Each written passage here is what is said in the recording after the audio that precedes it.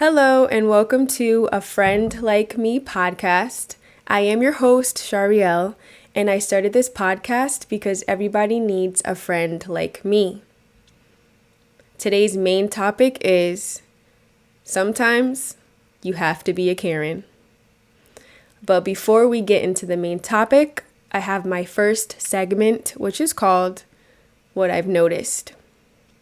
And the cool thing about this particular What I've Noticed is that it ties in with the main topic. And what I've noticed is how somebody even becomes a Karen. If you come from, I don't want to say an urban, but unfortunately I have to use that word. But if you come from like a more urban neighborhood, because of course there's all types of people there. There's Hispanic, there's Black, there's white, sometimes Asian in there, you know what I mean? Polynesian.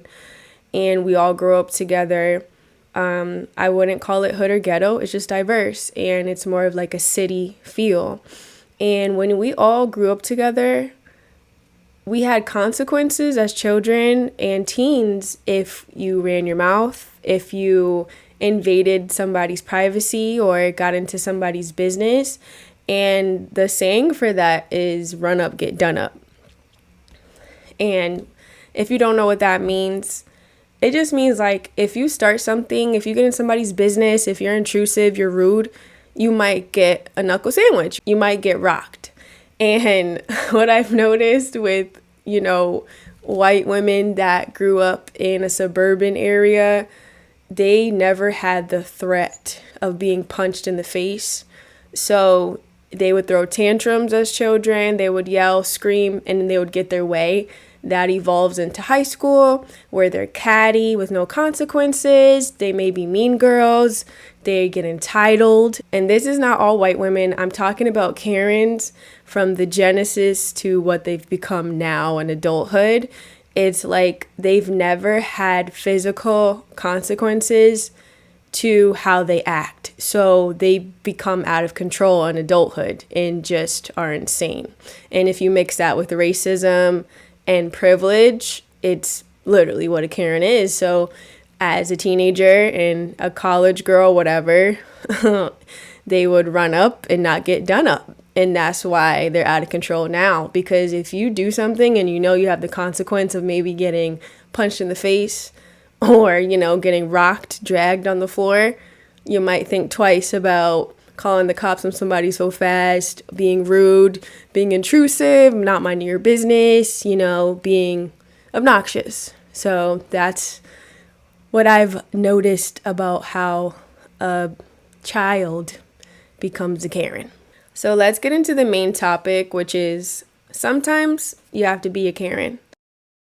And when I talk about being a Karen, I don't mean being a Karen to the T. You know what I mean? Because they're obnoxious, invasive, just terrible people most of the time. I'm talking about their passion. A Karen is passionate, and they're going to make sure the situation gets fixed and gets fixed fast. And this is what I'm talking about. I've noticed in my early 20s, in my 20s in general, I had been perceived as passive, because I'm not going to say I was passive, but there's times where I'm very direct because I am a direct person, but there's also situations where I kind of just let things slide and they needed to be fixed. But I was thinking to myself, you know what? I tell myself, oh, it's not a big deal. It takes too much energy. I don't feel like dealing with how long it'll take to get fixed. And there's been so many opportunities where I've missed out on having things fair or even just the quality of life that I should have had because I didn't speak up, because I didn't send that email, because I didn't ask for a manager, because I didn't keep calling the company to fix the overcharge that they put on my account. So this is what I'm talking about, being passionate to get things fixed, because Karens stand on business.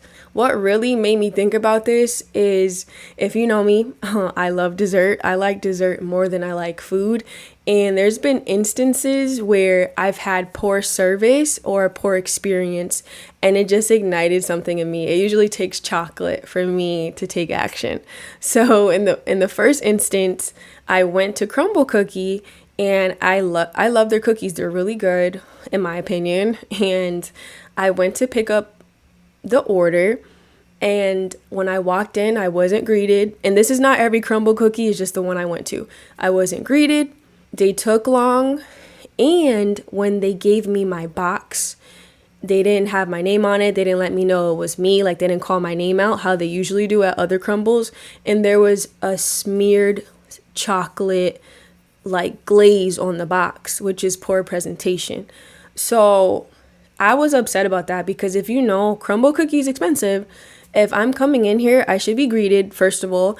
And on top of that, crumble cookie employees get tipped. So you're telling me you want to get a tip from me, but you don't greet me when I walk in the door. And I took a picture of the box with the messy chocolate mess on it.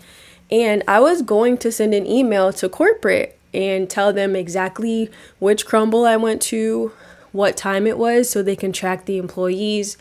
But I didn't do that, and I should have, because that teaches the employees that they need to do better. And also in the future, customers like myself who spend our hard-earned money on that product will get the customer service we deserve. So that was one instance where I should have been a Karen. I should have gotten their names. I should have asked for the manager or the owner of this particular franchise and wrote an email to that person, to the owner, and to corporate, because you guys are making like $3 to $4 extra an hour just from tips from people that you don't greet and that you're rude to. So the second instance involves chocolate again, because I told you I love chocolate. That's the one thing I'll fight for. So I go to Cold Stone, I come in, and they say they only are accepting cash. So I don't ask any questions. I'm like, whatever. I go to Target, I buy something cheap, and then I get cash back and I get the ice cream. So I come to this same Cold Stone, because I don't have issues at any other Cold Stone, but none of them are close to me except for this one. I go to Cold Stone, and then all of their registers are down, and they're calculating the taxes for the ice cream on a calculator. So it's taking super long. And I'm like, who owns this? Like, who's the manager of this Cold Stone? Because there's always something when I come in here.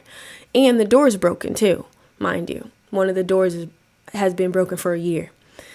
Then I come back again, and they have no Heath. I come back 2 weeks later, they don't have Heath again. I was like, I'm not coming back here. And I wanted to send an email, but I didn't. And that's the problem. When you don't say anything, like they said, a closed mouth does not get fed. You have to complain sometimes. You have to report it. It doesn't make you a snitch. Reporting companies or reporting employees, you just have to do it so things are up to par and how they should be. But, I was being passive.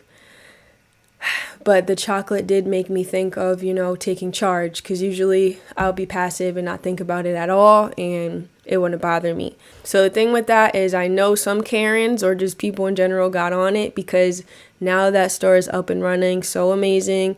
They got totally new employees, new management, and the door's fixed.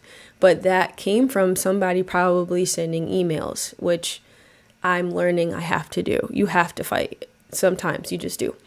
So this last instance is where I'm glad I tried to be a Karen. I don't have it in me to go full pit bull mode, but I went like Chihuahua, okay?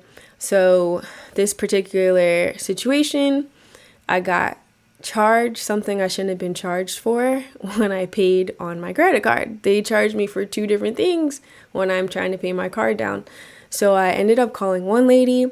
I didn't feel satisfied with it getting fixed. I felt like it just still wasn't resolved. I didn't feel right in my spirit. So then I called 2 or 3 more times. I'm calling a bunch of employees so they see me on the call record, and I'm giving details, and this stuff needs to get figured out.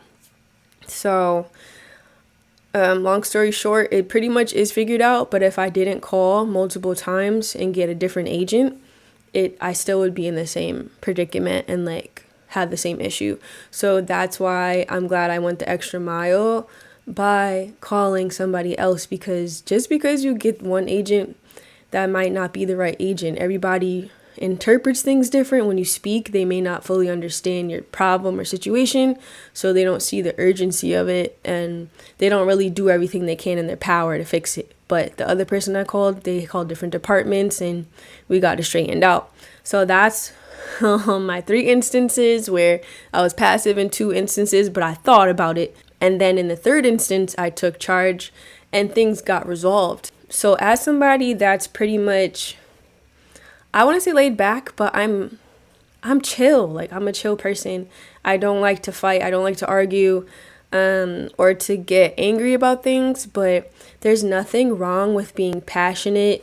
There's nothing wrong with getting things corrected. There's nothing wrong with sending an email, getting employees' names, contacting managers. There's nothing wrong with that, because if we don't take action, we'll never have things solved the way they need to be. And also, by us taking action, the person after us doesn't have to go through what we went through, literally. So it's like, it's a beautiful thing to have that passion and that urgency to change things like a Karen does, but just not in the way that they do it. And of course, minus the racism that they usually have. So I hope this podcast inspires you to take charge, and get things straightened out in your life and whatever situation you're in. And now it's time for my last segment, which is called A Song to Expand Your Attention Span. And that song is usually longer than 3 minutes, because songs nowadays are 3 minutes or less. And that song is 3 Little Birds by Bob Marley. Thank you for listening to my podcast, and enjoy the rest of your week.